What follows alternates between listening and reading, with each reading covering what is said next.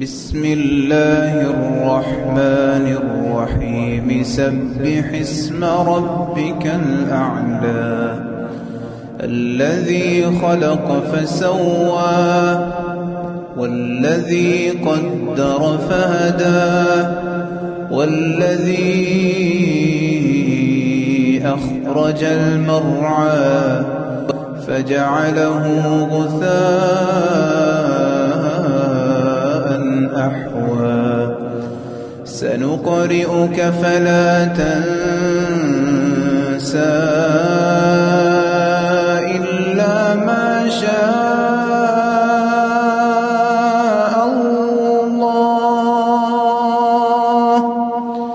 إنه يعلم الجهر وما يخفى ونيسرك لليسرى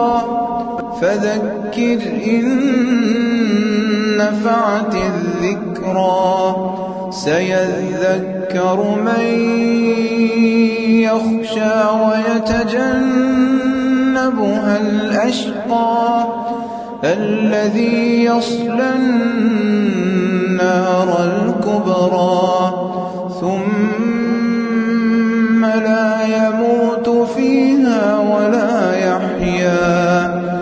قد أفلح من تزكى وذكر اسم ربه فصلى